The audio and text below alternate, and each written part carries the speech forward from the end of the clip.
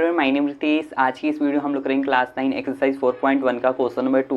Question number 2 कह रहा है express the following linear equation in the form ax plus by plus c equal to 0। Indicate the value of a b c in each case. मतलब कि each case में हमें a b c का value बताना है और यहाँ पे हम किससे कंपेयर करेंगे, ax plus by plus c से।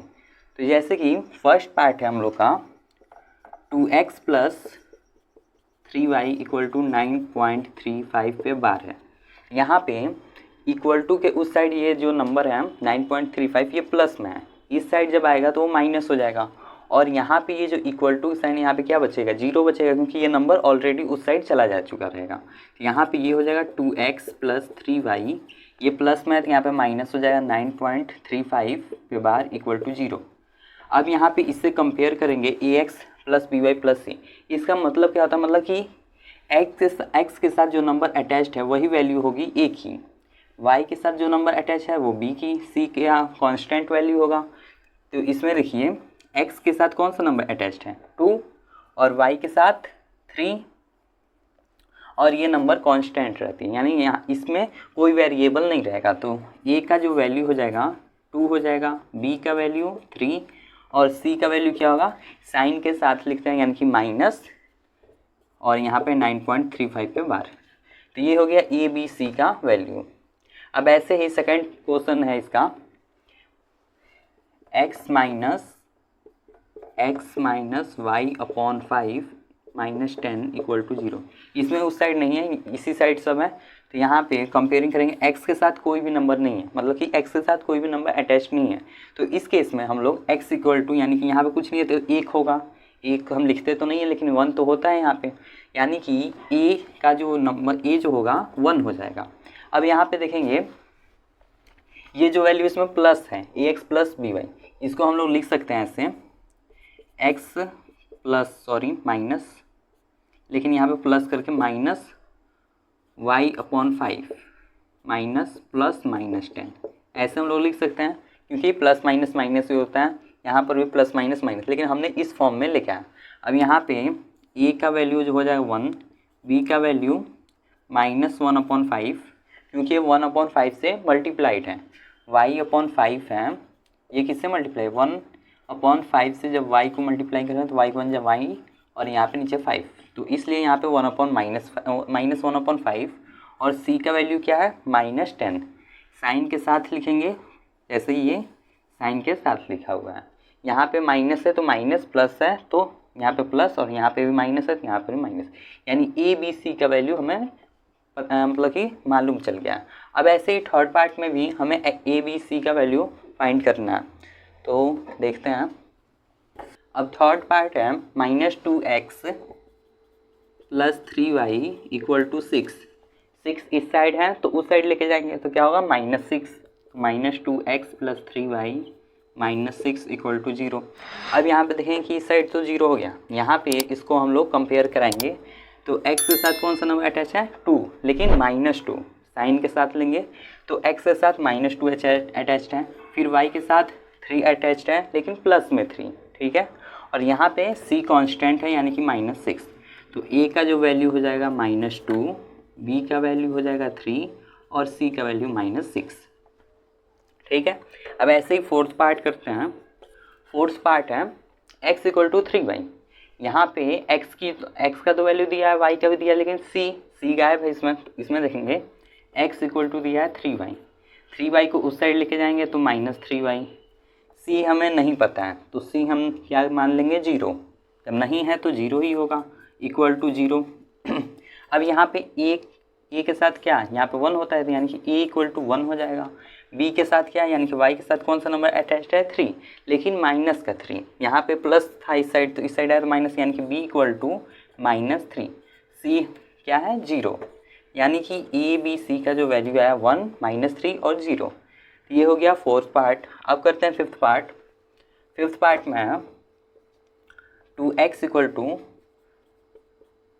माइनस 5y, यहाँ पे माइनस 5y, पहले इसको तो एक साइड करते हैं, यहाँ पे RHS हम लोग 0 करना है क्योंकि इस फॉर्मूले में यहाँ पे 0 है, तो इसलिए इसको इस साइड लाएंगे तो माइनस 5y है, इस साइड आएगा तो प्लस 5y होगा, तो यहाँ पे प्लस 5y, इसमें भी सी जीरो होगा, क्योंकि सी इसमें वैल्यू पता ही नहीं है हमें।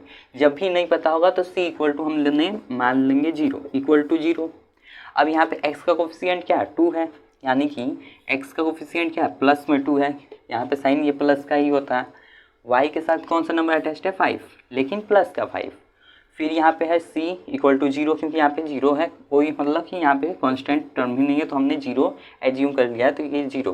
तो a इक्वल टू क्या हो जाएगा 2, b equal to 5, c equal to zero. तो ये हमने वैल्यू पता कर लिया ए बी सी का 5th पार्ट में। अब 6th पार्ट देखते हैं। 3x plus two equal to zero है। यहाँ पे देखेंगे तो x का कोफिशिएंट है, y वेरिएबल y का नहीं है, यहाँ पे डायरेक्ट ये नंबर है, ये क्या कांस्टेंट टर्म है, यानी कि ये c का वैल्यू है, यानी कि यहाँ पे b गायब है, तो हमने b जीरो मान लेंगे। 3x plus Y into zero into Y plus 2 equal to zero, zero into Y, यानी कि y का जो कोफिशिएंट है क्या है, जीरो है। जैसे कि x के साथ क्या अटैच्ड है, 3 है, y के साथ क्या अटैच्ड है, तो जीरो है, और c 2 है। तो यहाँ पे हम लोग a इक्वल टू क्या करेंगे, a इक्वल टू लेंगे 3, क्योंकि यहाँ पे 3 प्लस में है, इसलिए हम लोग प्लस में लेंगे। ऐसे ही b जो है, b यानी कि क्या, y का कोफिशिएंट क्या है, जीरो, यहाँ पे देख सकते हैं। तो जीरो जब भी होगा तो हम लोग b इक्वल टू जीरो लिखेंगे। अब यहाँ पे कांस्टेंट टर्म लास्ट में जो होता है, कांस्टेंट टर्म जिसके साथ x y z कुछ ना हो, वो क्या ऐसे नंबर होता है, कांस्टेंट नंबर। यहाँ पे कांस्टेंट नंबर क्या है, 2, यानी कि c इक्वल टू 2। तो ये हो गया 6th पार्ट। 7th और 8th पार्ट देखते हैं। 7th पार्ट है y minus 2 equal to zero, y minus 2 equal to zero, y minus 2 equal to zero, यानी कि यहाँ पे अगर आप ध्यान से देखेंगे तो यहाँ पे x का कोफिशिएंट मतलब x गायब है, यहाँ से x गायब है, यानी कि यहाँ पे हम लोग x को जीरो मान लेंगे। 0 into X plus Y minus 2 equal to zero, जो नहीं होगा उसको हम जीरो मान लेंगे, और जो है ऑलरेडी वैसे लिख देंगे। यहाँ पे x नहीं था तो x को हमने जीरो मान लिया, और y ऑलरेडी है, और कोफिशिएंट कांस्टेंट नंबर भी है, तो यहाँ पे x के साथ कौन सा नंबर अटैच्ड है, जीरो, यानी कि e का जो वैल्यू होगा वो होगा जीरो।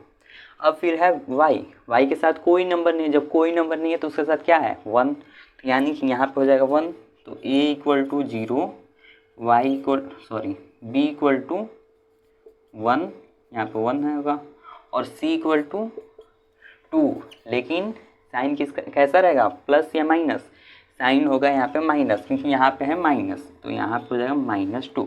तो ये हो गया a0 b1 c equal to -2। अब ऐसे ही लास्ट पार्ट है इसका 8 पार्ट, 5 इक्वल टू 2x, ठीक है। तो यहाँ पे ये जो है इसको हम लोग इस साइड लेके आएंगे तो क्या होगा, -2x हो जाएगा, प्लस में है ना यहाँ पे 2x, इस साइड आएगा तो -2x हो जाएगा, और यहाँ पे +5 होगा इक्वल टू 0। यहाँ पर अगर आप ध्यान से देखें तो यहाँ पे x है लेकिन y नहीं है, तो y हमने क्या मानेंगे, 0, 2x 0 plus 0 into Y plus 5 equal to 0।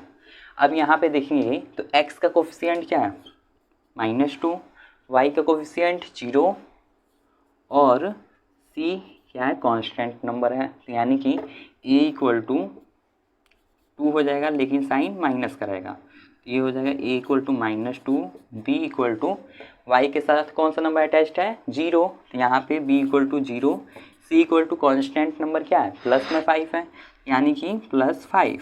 ये हो जाएगा आंसर 8 पार्ट का।